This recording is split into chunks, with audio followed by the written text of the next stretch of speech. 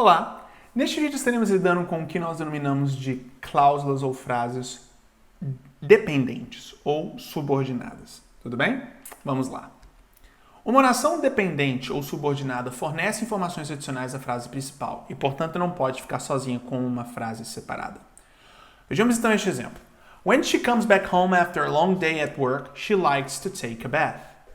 Você tem esta frase menor, mas independente, she likes to take a bath, podendo ser falada por si mesma e tudo sendo claro. Não há nenhuma espécie de dificuldade de se compreender o sentido dela sozinha. Agora, se você diz when she comes back home after a long day at work, há de se ter uma continuação, caso contrário, não faz sentido.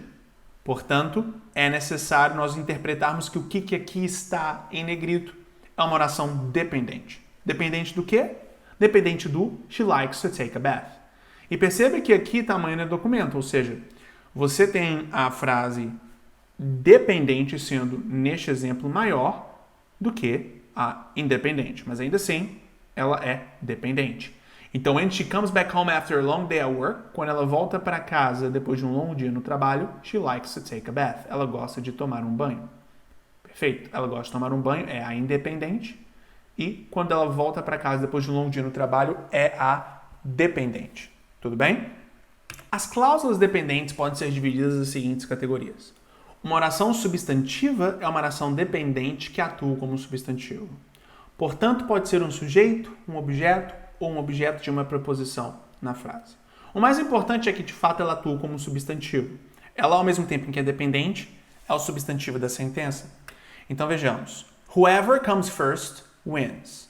Então, a palavra whoever comes first, ou seja, quem vir primeiro, ela é dependente, porque se você simplesmente falar quem vir primeiro, não faz sentido. É necessária uma continuação para fazer sentido. E, ao mesmo tempo, podemos dizer que o quem vir primeiro aqui é o substantivo da sentença. Então, quem vir primeiro, whoever comes first, wins, ganha. Um outro exemplo. We don't know who left the note at the door. Nós não sabemos quem deixou a anotação ou o recado na porta. Perfeito? Então, temos aqui o who left the note at the door é o substantivo. We don't know definitivamente é a continuação dele. É a informação adicional que faz tudo fazer sentido. Tudo bem?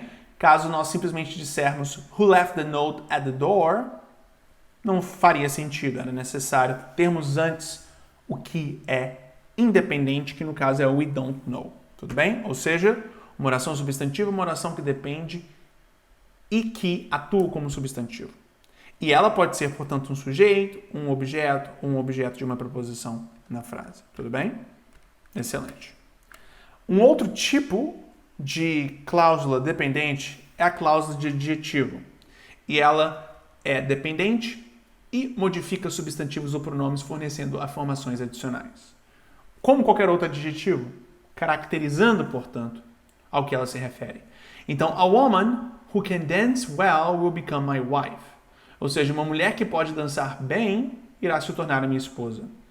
Você tem aqui o who can dance well sendo uma cláusula dependente que não faria sentido por si mesma, sendo adicionada à sentença de uma forma no qual ela oferece características para o sujeito da sentença, a woman. Um outro exemplo. Broccoli, which not everyone likes, are part of my daily diet. Então, novamente, which not everyone likes é dependente, por si mesmo não faria sentido, mas adicionado aqui faz. E caracteriza broccoli. Então, é uma cláusula de adjetivo, dependente. Igualmente, temos o que nós denominamos de uma cláusula advérbio, que é uma cláusula dependente que modifica um adjetivo, um advérbio ou um vérbio. Aliás, verbo, desculpa. Ou uma frase verbal, porque você tem verbos e frases verbais na prática sendo a mesma coisa. A diferença é que verbo é uma palavra que existe por si só e é um verbo, e uma frase verbal é uma frase que expressa o mesmo que um verbo, a mesma ideia que um verbo. Então vejamos aqui. We were swimming in the ocean when we saw the lightning. Ou seja, nós estávamos nadando no oceano quando vimos o trovão. Então, você tem o when we saw the lightning caracterizando a ação de swimming.